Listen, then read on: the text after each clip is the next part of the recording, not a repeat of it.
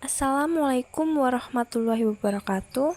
Kali ini kami akan mengajak kalian membahas kasus yang sangat ramai di tahun 2022, yaitu kasus suap jual beli jabatan yang melibatkan Bupati Pemalang.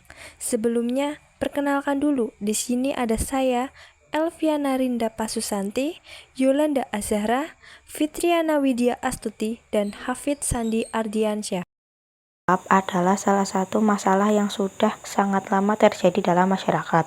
Pada umumnya, suap diberikan kepada orang yang berpengaruh atau pejabat agar melakukan atau tidak melakukan sesuatu yang berhubungan dengan jabatannya. Orang yang memberi suap biasanya memberikan suap agar keinginannya tercapai berupa keuntungan tertentu ataupun agar terbebas dari suatu hukuman. Maka tidaklah mengherankan yang paling banyak disuap adalah pejabat di lingkungan birokrasi pemerintah yang mempunyai peranan penting untuk memutuskan sesuatu, umpamanya dalam pemberian izin ataupun pemberian proyek pemerintah. Terdapat macam-macam jenis suap dalam lingkungan birokrasi pemerintah. Salah satu contoh suap jual beli jabatan. Suap jual beli jabatan merupakan praktik yang merusak dalam administrasi publik yang terjadi di banyak negara di seluruh dunia. Praktik ini melibatkan pemberian atau penerimaan uang atau imbalan lainnya dalam bentuk apapun sebagai imbalan atas posisi atau jabatan tertentu di pemerintahan atau sektor publik. Suap jual beli jabatan tidak hanya melanggar prinsip keadilan dan transparansi, tetapi juga mengancam integritas sistem politik dan merusak kepercayaan masyarakat terhadap pemerintah. Jual beli jabatan merupakan salah satu dari sekian banyak jenis bentuk tindak pidana korupsi. Terungkapnya 7 tersangka kasus suap jual beli jabatan di Pemalang berawal ketika tertangkapnya Bupati Pemalang periode 2021 sampai 2022 yang bernama Mukti Agung Wibowo dalam operasi tangkap tangan yang dilakukan oleh Komisi Pemberantasan Korupsi atas kasus suap jual beli jabatan. Pada hari Kamis 11 Agustus 2022, Ketua KPK Firly Bahuri menceritakan bahwa ia telah menerima laporan adanya dugaan suap atau pemberian uang dari beberapa pejabat dan pihak lain di pemerintahan Kota Pemalang yang dilakukan kepada Mukti.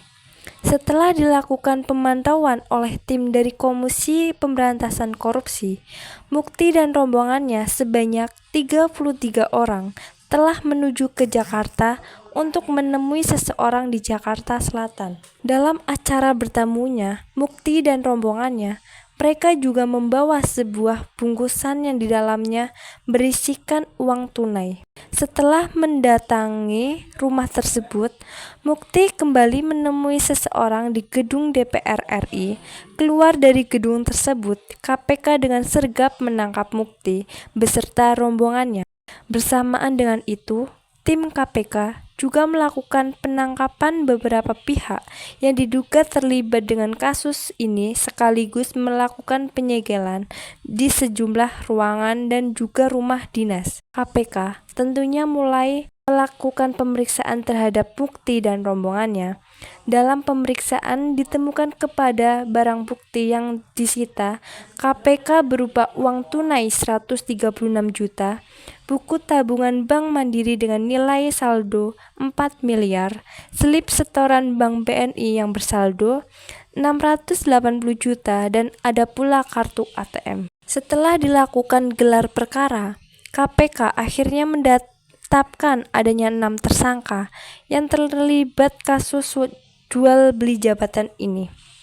Tersangka yang telah ditetapkan terdiri dari Bupati Pemalang, yaitu sebagai penerima suap ada Mukti Agung Wibowo dan Adi Jurnal Widodo, yang merupakan komisaris PD Aneka Usaha yang sekaligus orang kepercayaan Mukti.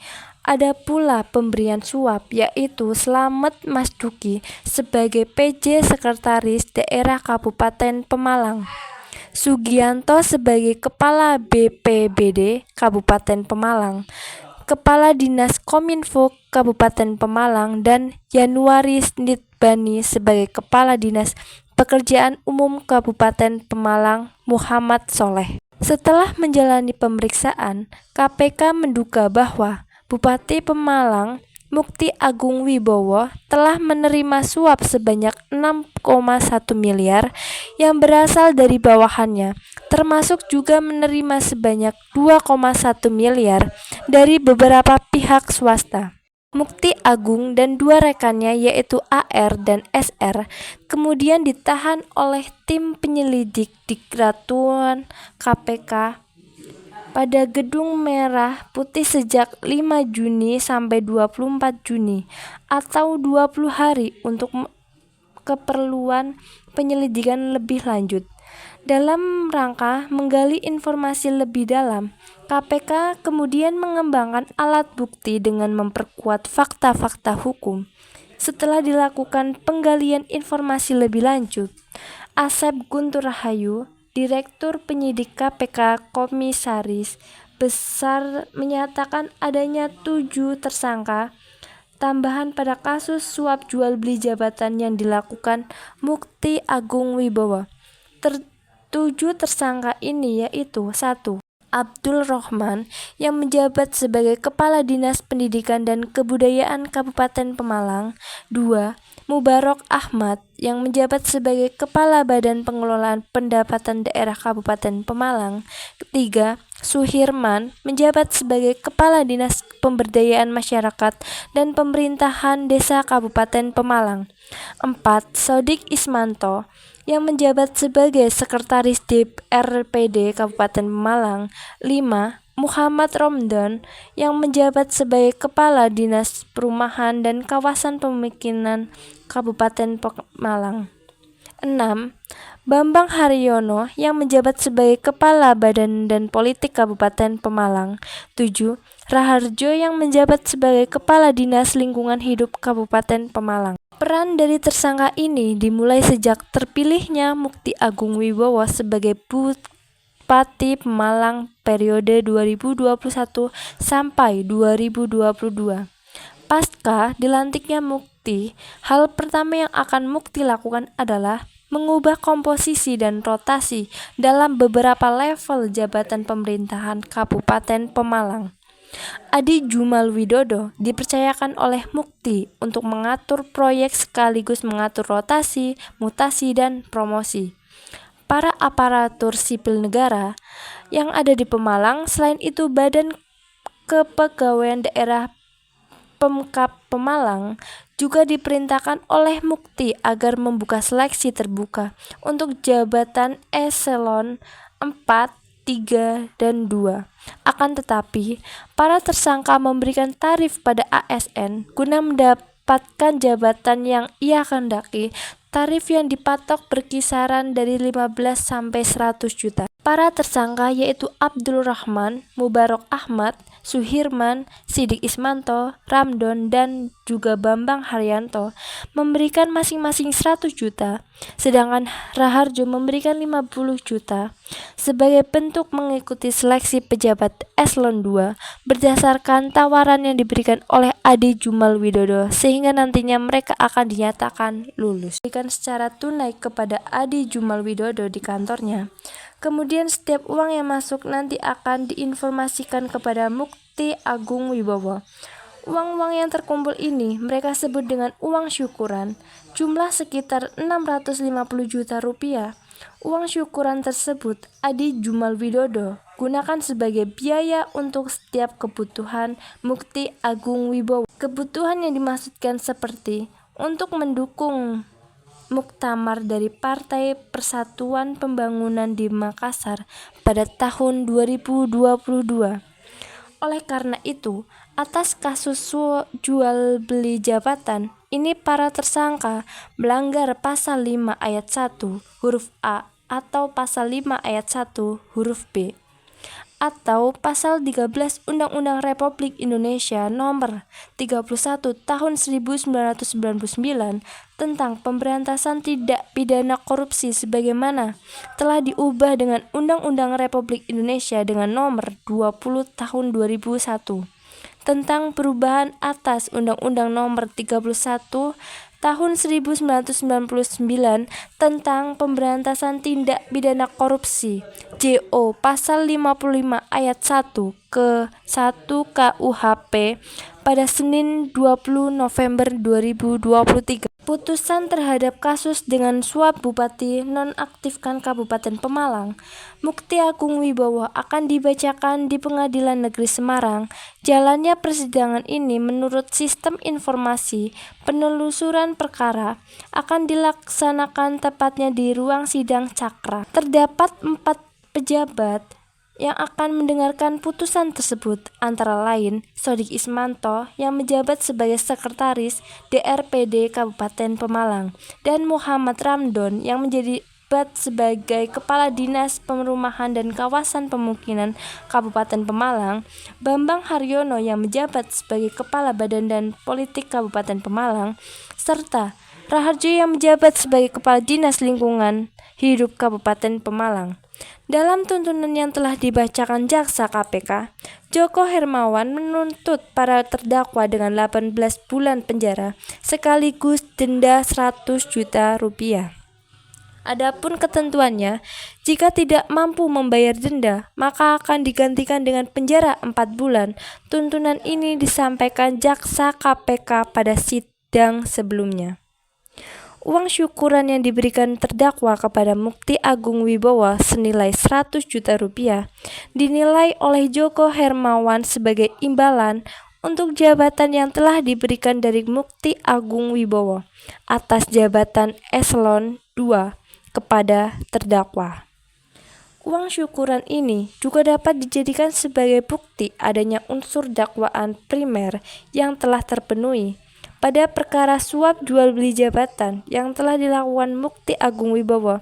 Hukuman yang diberikan kepadanya berupa penjara selama 6,5 tahun serta dikenai denda 300 juta, subsidiar 3 bulan kurungan. Kepatuhan hukum dapat diartikan sebagai suatu sikap dan reaksi yang diawali dengan kesadaran yang diaplikasikan sebagai kesetiaan atau ketaatan seseorang terhadap segala aturan hukum yang dapat dilihat dan dibuktikan melalui tindakan nyata. Tingkat kepatuhan hukum pejabat pemerintah Kabupaten Pemalang terkait kasus suap jual beli jabatan yang melibatkan Bupati Pemalang menjadi tugas baru yang penting dalam tata kelola pemerintahan daerah. Kasus tersebut menjadi cerminan bagaimana integritas dan kepercayaan publik terhadap pemerintah dapat tercoreng akibat tindakan korupsi dan pelanggaran hukum yang dilakukan oleh para pejabat yang seharusnya menjadi teladan. Terungkapnya kasus jual beli jabatan yang melibatkan seorang bupati, ini bukan hanya masalah hukum semata, tetapi juga menggoyahkan pondasi kepercayaan masyarakat terhadap pemerintahannya. Banyaknya kasus suap kepada jabatan politik dari pejabat birokrasi saat ini menunjukkan bahwa birokrasi masih menjadi subordinasi dari politik. Pejabat birokrasi di berbagai instansi menggantungkan karir dan jabatannya bukan pada keahlian atau profesionalitas yang dimiliki. Tegaknya suatu peraturan hukum akan menjadi kenyataan bila mana didukung oleh adanya kesadaran hukum dari segenap warga masyarakat. Kesadaran bagi berlakunya hukum adalah dasar bagi dilaksanakannya hukum itu sendiri. Dalam menghadapi kasus suap ini, penegakan hukum haruslah bersifat adil dan tidak pandang bulu. Tidak ada alasan untuk melindungi atau memberikan perlakuan istimewa kepada siapapun yang terlibat dalam tindakan korupsi, termasuk pejabat pemerintah. Kepatuhan terhadap hukum harus menjadi prinsip yang tidak bisa ditawar dalam menjaga integritas pemerintah. Pemerintah Kabupaten Pemalang perlu menunjukkan komitmen yang kuat untuk menegakkan kepatuhan hukum dengan melakukan penyelidikan menyeluruh terhadap kasus suap ini. Langkah-langkah konkret harus diambil untuk memastikan bahwa pelaku korupsi mendapat hukuman yang setimpal dengan tindakannya. Kasus suap jual beli jabatan yang melibatkan Bupati Pemalang juga menggarisbawahi perlunya peningkatan pengawasan internal di lingkungan pemerintah daerah. Sistem pengawasan yang efektif dan independen harus diterapkan untuk kasus suap jual beli jabatan yang melibatkan Bupati Pemalang juga menggarisbawahi perlunya peningkatan pengawasan internal di lingkungan pemerintah daerah. Sistem pengawasan yang efektif dan independen harus diterapkan untuk mencegah terjadinya penyalahgunaan kekuasaan dan tindakan korupsi oleh para pejabat. Dalam jangka panjang, pendidikan dan pembinaan terhadap para pejabat pemerintah juga perlu ditingkatkan untuk meningkatkan kesadaran akan pentingnya integritas dan kepatuhan terhadap hukum. Semua pihak harus terlibat dalam membangun budaya anti korupsi yang kuat untuk mencegah terulangnya kasus suap dan penyelewengan kekuasaan di masa depan. Kasus suap jual beli jabatan yang melibatkan Bupati Pemalang ini juga menjadi momentum bagi pemerintah dan masyarakat untuk bersama-sama mengambil langkah-langkah yang nyata dalam menegakkan kepatuhan hukum dan memperkuat integritas pemerintahan. Hanya dengan kerja keras dan komitmen bersama, kita dapat memastikan bahwa pemerintah benar-benar melayani kepentingan rakyat dan bertanggung jawab secara etis serta hukum. Praktik suap jual beli jabatan di Pemalang melibatkan beberapa pejabat tinggi, termasuk mantan Bupati Mukti Agung Wibowo yang mempercayakan Adi Jumal Widodo untuk mengatur rotasi dan promosi ASN dengan tarif tertentu. Uang syukuran yang diterima penjabat mencapai Rp 650 juta dan penahanan serta sanksi telah dijatuhkan kepada beberapa pejabat eselon 2 dan 3. Penegakan hukum terhadap kasus ini mencangkup pemahaman dan investigasi oleh KPK yang berhasil mengungkapkan bahwa adanya 7 tersangka tambahan, menegaskan bahwa korupsi ini telah melibatkan banyak pihak. Penahanan dan hukuman telah dijatuhkan, termasuk hukuman penjara dan denda kepada para pelaku utama. Kasus ini menunjukkan bahwa suap jual beli jabatan telah melembaga dalam birokrasi, menghambatnya pembangunan daerah dan merusaknya kepercayaan publik terhadap pemerintah. Untuk mencegah dan menanggulangi korupsi, diperlukan penerapan sistem merit yang ketat, penegakan hukum yang adil, dan pengawasan maksimal. Kesadaran hukum dan kepatuhan terhadap hukum perlu ditingkatkan melalui pendidikan dan pembinaan penjabat. Pemerintahan dan masyarakat harus kerjasama untuk membangun budaya anti korupsi dan memastikan transparansi dalam proses penegakan hukum. Hal ini penting untuk memperkuat integritas pemerintahan dan melayani kepentingan rakyat secara etis dan hukum.